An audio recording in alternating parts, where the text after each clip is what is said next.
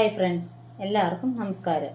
ഞാനിവിടെ നിങ്ങൾക്ക് പരിചയപ്പെടുത്തുന്നത് മൈഗ്രെയിനും സൈനസിനും തലനീരിറക്കത്തിനും മൂക്കിൽ ദശ വളരുന്നതിനും നന്നായി മുടി തഴച്ചു വളരാനുമുള്ള ഫലപ്രദമായ ഒരു എണ്ണ എങ്ങനെ വീട്ടിൽ തന്നെ എളുപ്പത്തിൽ തയ്യാറാക്കാമെന്നാണ് കാണിച്ചു തരുന്നത്.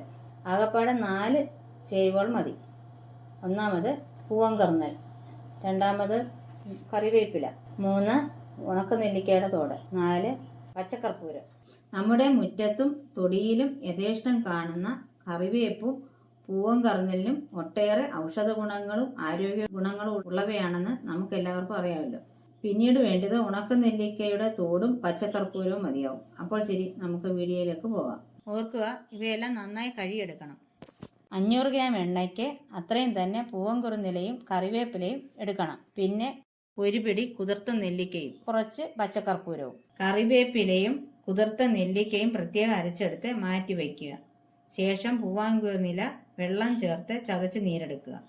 ഒരു ഇരുമ്പ് ചീനിച്ചട്ടി നന്നായി കഴുകി അടുപ്പിൽ വെച്ച് വെളിച്ചെണ്ണ നന്നായി ചൂടാകുമ്പോൾ അതിലേക്ക് അരച്ചു വെച്ച മരുന്ന് കൂട്ടുകൾ മിക്സ് ചെയ്യുക. ലോ ഫ്ലെയിമിൽ നന്നായി കൈവിടാതെ ഇളക്കിക്കൊണ്ടേയിരിക്കുക. എണ്ണയിലെ പതയെല്ലാം അടങ്ങുന്നതുവരെയും ഇളക്കണം. അതിലെ ജലാംശം മുഴുവനായും വറ്റണം. എണ്ണയ്ക്ക് മുകളിലുള്ള പത മുഴുവൻ അടങ്ങിക്കഴിയുമ്പോൾ നല്ല മൂത്ത മണം വരും. അപ്പോൾ ഒരു ഗ്ലാസ്സിൽ കുറച്ച് വെള്ളം എടുത്ത് ഒരു തുള്ളി എണ്ണ മെല്ലെ ഇറ്റിക്കണം.